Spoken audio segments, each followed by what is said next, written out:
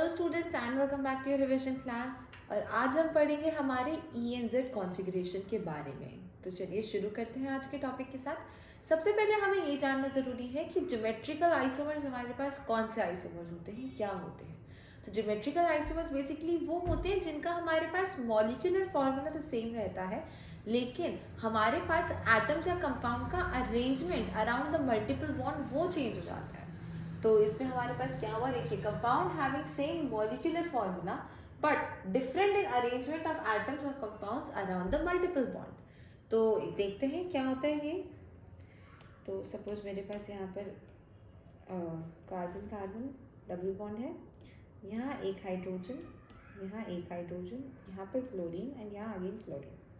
Similarly मेरे पास ये है एक, यहाँ हाइड्रोजन, यहाँ क्लोरीन, यहाँ क्लोरीन एंड यहाँ हाइड्रोजन। तो देखिए यहाँ पर हमारे पास इसका मॉलिक्यूलर फॉर्मूला तो सेम रहेगा, डिफरेंस कहाँ आ गया, हमारे पास एटम्स के अरेंजमेंट में, मल्टीपल बॉन्ड के अराउंड जो एटम्स हैं उनके अरेंजमेंट में हमारे पास यहाँ पे डिफरेंस आ गया। तो ये हमारे पास क्या हुए, ज्योमेट्रिकल आइसोमर्स। इनको हम कॉन्फ़िगरेशनल आइसोमर्स के नाम से भी जानते हैं। तो चलते हैं हमारे मेन टॉपिक की तरफ। हमारे पास टॉपिक आता है हमारा E&Z कॉन्फ़िगरेशन। ENZ कॉन्फ़िगरेशन हमारा आज का मेन टॉपिक है। तो ENZ कॉन्फ़िगरेशन क्या होता है, ENZ कॉन्फ़िगरेशन हमें बेसिकली ENZ कॉन्फ़िगरेशन ढूंढने के लिए हमें एक रूल मिला था जो कि था हमारे पास CIP रूल के नाम से इसे जाना गया था, जिस रूल से हम हमारी ENZ कॉन्फ़िगरेशन को फिगर आउट करते थे। और ये हमको क्या था, बेसिकली CIP कॉन्फ़िगरेशन क्या था, ये 3 साइंटिस्ट के नाम थे, कोहान, इनगोल्ड एंड प्रीलॉग। ये 3 साइंटिस्ट थे जिन्होंने हमें ये दिया था, तो इसीलिए हम इसे जानते हैं CIP रूल के नाम से। तो बेसिकली ENZ कॉन्फ़िगरेशन अगर हमें निकालनी होगी तो हम कैसे निकाल सकते हैं। देखिए सपोज मेरे पास एक ये गिवन है कंपाउंड। अच्छा, आपको एक चीज़ याद रखनी है कि ये उसी केस में होगा जब हमारे पास around multiple bond same atoms नहीं होंगे। मैं आपको एक्सप्लेन करती हूँ। देखिए ये सपोज हमारे पास एक कंपाउंड है।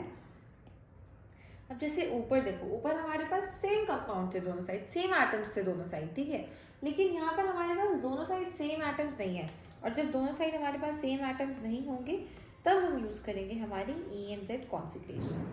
क्लियर है ये चीज़। तो ENZ कॉन्फ़िगरेशन बेसिकली हम कैसे ढूंढते हैं, कैसे पता करते हैं। तो हम क्या देखेंगे ना, ये जो डायरेक्टली अटैच्ड एटम्स है ना कार्बन से, उनका एटॉमिक नंबर देखेंगे, और एटॉमिक नंबर जिसका ज़्यादा होगा उसको ज़्यादा प्रेफरेंस मिलेगी। कैसे करेंगे हम ये, देखिए मैंने यहाँ पर दोबारा से सेम बना लिया, 1 2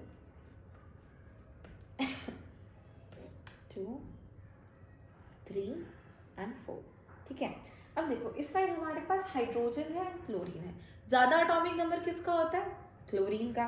तो क्लोरीन को मिल गई फर्स्ट प्रेफरेंस, हाइड्रोजन को मिल गई सेकंड प्रेफरेंस। सिमिलरली इस साइड हमारे पास डायरेक्टली कनेक्टेड क्या है, कार्बन डायरेक्टली कनेक्टेड है, तो हम कार्बन का एटॉमिक नंबर देखेंगे, ठीक है। तो कार्बन है एंड फ्लोरीन है, किसका एटॉमिक नंबर ज्यादा होता है, फ्लोरीन का, हम जानते हैं। तो फर्स्ट प्रेफरेंस किसे मिलेगी, फ्लोरीन को, एंड सेकंड प्रेफरेंस किसे मिलेगी, CH3 को। फाइन।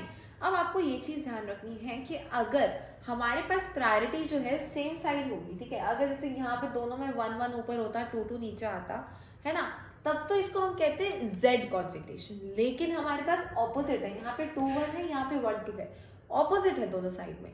तो ये कौन सी कॉन्फ़िगरेशन होगी, हमारी E कॉन्फ़िगरेशन, ठीक है। तो ये हमारी कॉन्फ़िगरेशन हो जाएगी E कॉन्फ़िगरेशन। ये चीज़ आपको याद रखनी है। तो यहाँ पर क्या हुआ, देखो, higher the atomic number higher will be the priority. जिसका एटॉमिक नंबर ज़्यादा है उसकी प्रायोरिटी ज़्यादा होगी। यहाँ पे क्लोरीन को ज़्यादा प्रायोरिटी मिली क्योंकि उसका एटॉमिक नंबर ज़्यादा था। हाइड्रोजन का कम था तो उसको 2 मिला, सेकेंड प्रायोरिटी मिली। सिमिलरली दैट साइड फ्लोरीन का ज़्यादा होता है एटॉमिक नंबर, तो फ्लोरीन को ज़्यादा प्रायोरिटी मिली। कार्बन का कम होता है क्योंकि हम डायरेक्टली अटैच देखेंगे, कार्बन डायरेक्टली अटैच्ड है। कार्बन का कम होता है तो कार्बन को हमने 2 दिया, एंड इससे हमें मिली हमारी E configuration, that we'll be having E configuration in this case. Clear है ये चीज़। Moving towards next example, देखिए यहाँ पर एक और एग्जाम्पल लेते हैं हम। यहाँ पर क्लोरीन, यहाँ पर हमारे पास OH, यहाँ पर आता है हमारे पास फ्लोरीन एंड यहाँ पर आता है हमारे पास CH3। फाइन। अब देखो डायरेक्टली कनेक्टेड हमारे पास क्लोरीन है, फ्लोरीन है, ऑक्सीजन है एंड कार्बन है ना। तो देखो क्लोरीन एंड फ्लोरीन किसका ज़्यादा होता है हमारे पास एटॉमिक नंबर? क्लोरीन का, है ना। तो क्लोरीन को हमने दे दी फर्स्ट प्रायोरिटी, यहीं पे मैं मार्क कर देती हूँ। क्लोरीन को हमने दे दी फर्स्ट प्रायोरिटी और फ्लोरीन को क्या मिलेगी? Second. Similarly oxygen and carbon, तो देखो ऑक्सीजन का क्या ज़्यादा होता है या कार्बन का ज़्यादा होता है?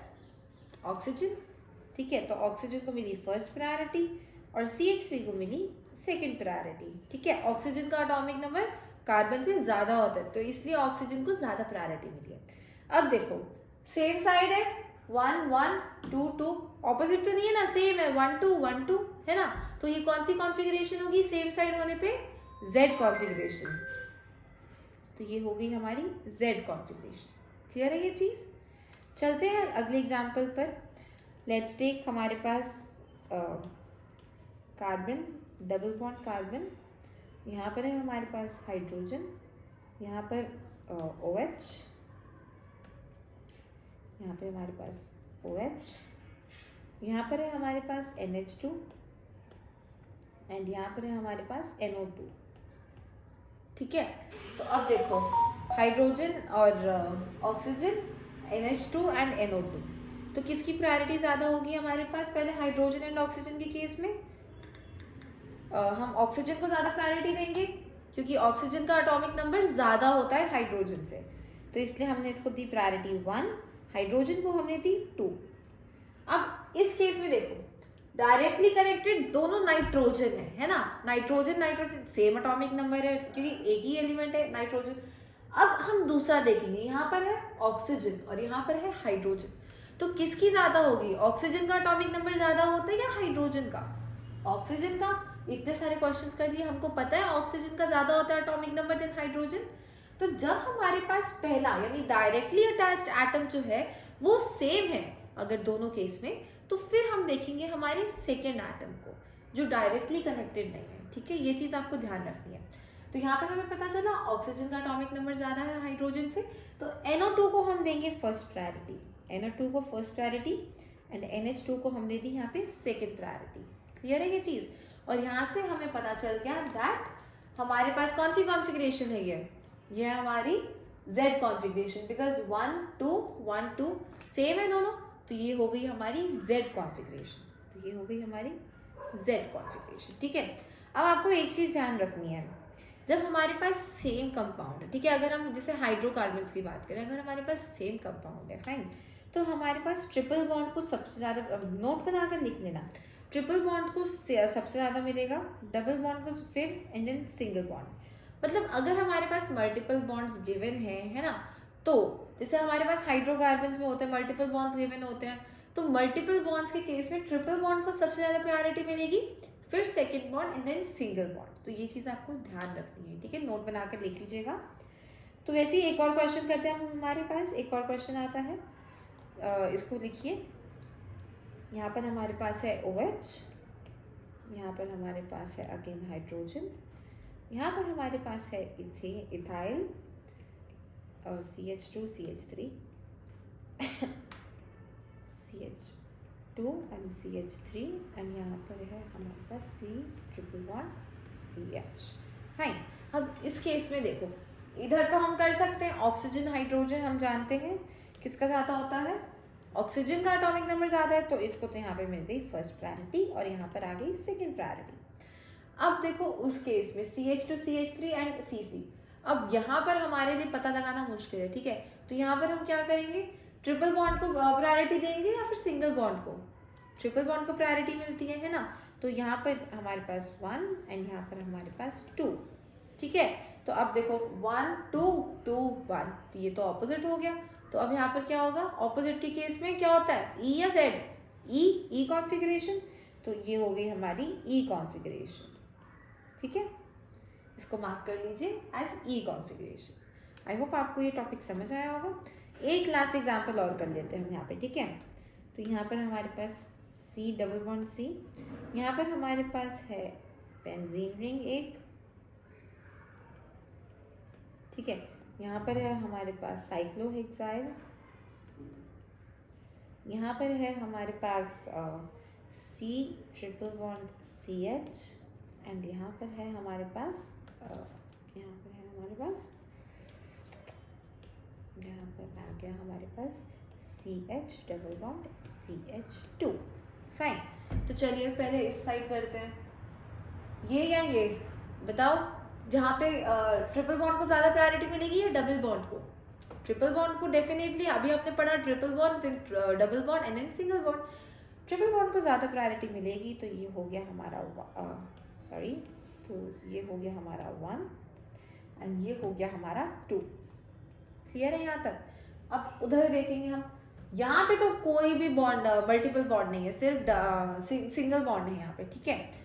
लेकिन फिनाइल हमारे पास देखो डबल बॉन्ड्स है ना, 3 डबल बॉन्ड्स है हमारे पास। प्रायोरिटी किसको मिलेगी, सिंगल बॉन्ड या डबल बॉन्ड को? डबल बॉन्ड को प्रायोरिटी मिलती है ज़्यादा। तो हमारे पास 1 हो गया ये और 2 हो गया ये।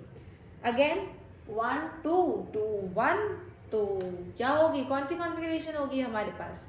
ई कॉन्फ़िगरेशन, ठीक है। ये होगी हमारी ई कॉन्फ़िगरेशन। तो आज हमने पढ़ा ई एंड जेड को हम कैसे आइडेंटिफाई करेंगे, कहाँ पर ई कॉन्फ़िगरेशन है, कहाँ पे जेड कॉन्फ़िगरेशन है। आई होप आपको आज का टॉपिक क्लियर हुआ होगा। कोई भी डाउट हो तो कमेंट सेक्शन में ज़रूर लिखिएगा। मिलते हैं अगली क्लास में, तब तक के लिए all the best. Carbon, double bond carbon, यहाँ पर है हमारे पास हाइड्रोजन, यहाँ पर OH, यहाँ पे हमारे पास OH, यहाँ पर है हमारे पास NH2 एंड यहाँ पर है हमारे पास NO2, ठीक है। तो अब देखो, हाइड्रोजन और ऑक्सीजन, NH2 एंड NO2, तो किसकी प्रायोरिटी ज़्यादा होगी हमारे पास? पहले हाइड्रोजन एंड ऑक्सीजन के केस में हम ऑक्सीजन को ज़्यादा प्रायोरिटी देंगे, क्योंकि ऑक्सीजन का एटॉमिक नंबर ज़्यादा होता है हाइड्रोजन से, तो इसलिए हमने इसको दी प्रायोरिटी 1, हाइड्रोजन को हमने दी 2। अब इस केस में देखो, डायरेक्टली कनेक्टेड दोनों नाइट्रोजन है ना, नाइट्रोजन सेम एटॉमिक नंबर है, क्योंकि एक ही एलिमेंट है नाइट्रोजन। अब हम दूसरा देखेंगे, यहाँ पर है ऑक्सीजन और यहाँ पर है हाइड्रोजन, तो किसकी ज्यादा होगी? ऑक्सीजन का एटॉमिक नंबर ज्यादा होता है या हाइड्रोजन का? ऑक्सीजन का। इतने सारे क्वेश्चंस कर लिए, हमको पता है ऑक्सीजन का ज्यादा होता है एटॉमिक नंबर देन हाइड्रोजन। तो जब हमारे पास पहला यानी डायरेक्टली अटैच्ड एटम जो है वो सेम है अगर दोनों केस में, तो फिर हम देखेंगे हमारे सेकेंड एटम को जो डायरेक्टली कनेक्टेड नहीं है, ठीक है। ये चीज़ आपको ध्यान रखनी है।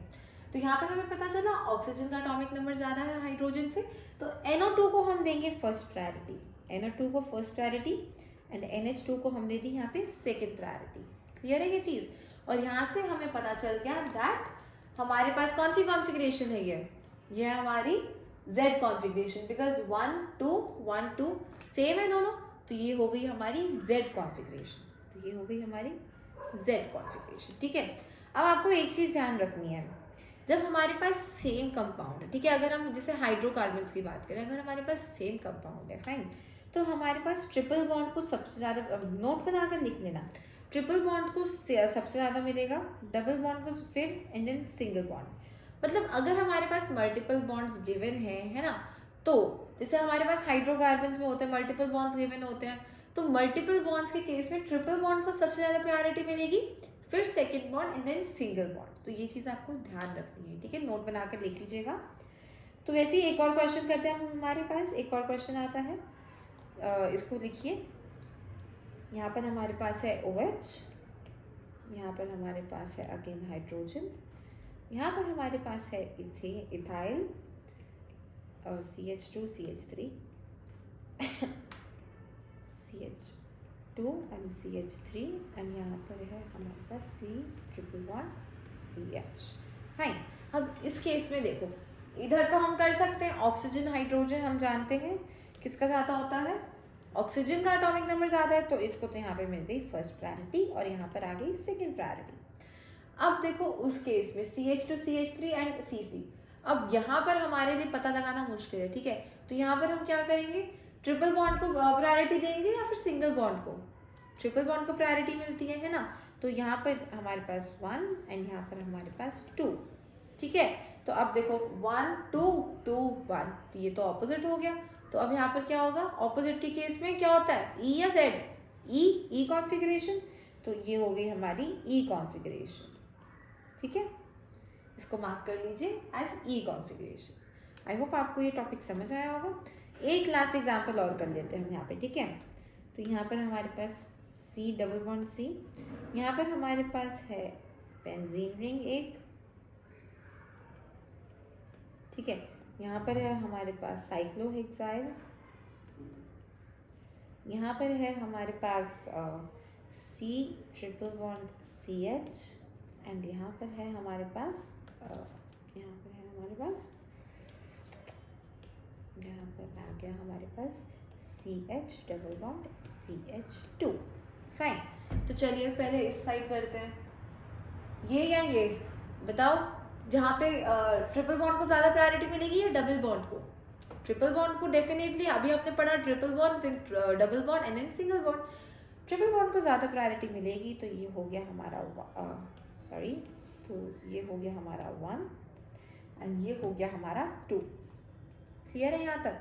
अब उधर देखेंगे हम, यहाँ पे तो कोई भी बॉन्ड मल्टीपल बॉन्ड नहीं है, सिर्फ सिंगल बॉन्ड है यहाँ पे, ठीक है। लेकिन फिनाइल हमारे पास देखो डबल बॉन्ड्स है ना, तीन डबल बॉन्ड्स है हमारे पास। प्रायोरिटी किसको मिलेगी, सिंगल बॉन्ड या डबल बॉन्ड को? डबल बॉन्ड को प्रायोरिटी मिलती है ज़्यादा। तो हमारे पास 1 हो गया ये और 2 हो गया ये।